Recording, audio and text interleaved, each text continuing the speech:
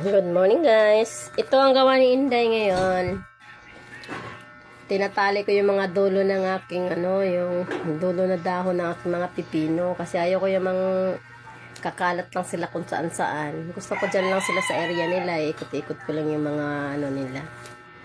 Para hindi kami magmukhang jungle lang naming paligid. Ang daming bunga na guys. Ayan, ang daming bunga. Kaya pag gising ko sa umaga, yan ang bubungad sa akin. Napakasaya na po. Kaya yan ang lagi kong ginagawa habang wala akong pagkalabalahan na iba. Dito ko pinupokus sa aking mga tanim na gulay.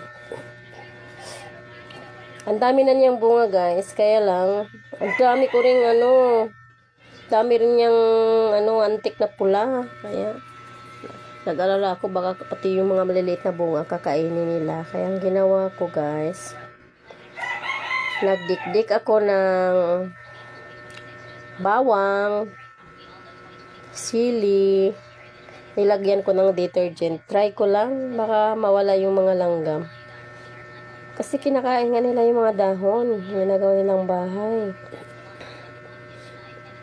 Maganda kasi guys, pag may sarili ka talang tanim, hindi naman ganun karami, yung sa pang-araw-araw, kahit pa paano, laking tulong na rin. Sobrang mahal talaga ng gulay dito guys. Sobrang mahal.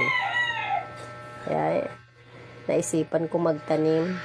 Marami akong guys, yung sitaw. Pag masobra naman, pwede namang ibinta. Marami namang sa palengke, pwede lang ihatid.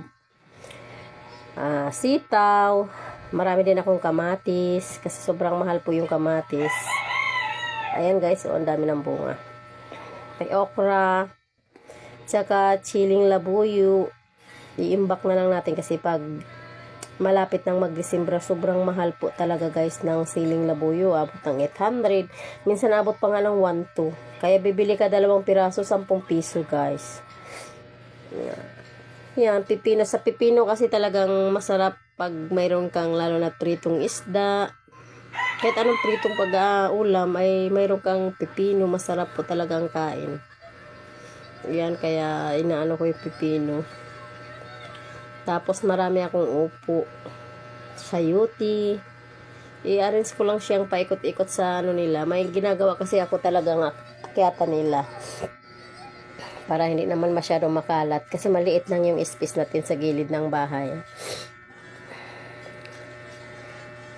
Ayan. Enjoy si Inday habang ginagawa niya yung pagtatali. Kasi ang dami talagang bunga. Ayan na guys. So, nakikita niyo ba? Sobrang dami yung bunga niya. Bawat dahon niya may mga bunga. Yung mga sanga niya, nagsasanga-sanga na kasi. Marami din siyang bunga. Ayan lang. May space lang naman ng kanya-kanya silang space. Kaya hindi siya masyadong tingnan. Ayan, sayuti ko guys. Hanggang ngayon, ganyan pa rin siya. Hindi ko alam anong klase sayuti yan. Ngayon lang siya nag-udlot para akyat. Ayan. Yung sitaw ko guys. So. Naka-arrange lang siya guys. Para hindi naman siya mukhang makalat talaga. May kanya-kanya silang akyatan pataas. Ayan. Ganyan lang guys. Dito sa gilid ng bahay ko. Para makalibre ng gulay. Thanks for watching.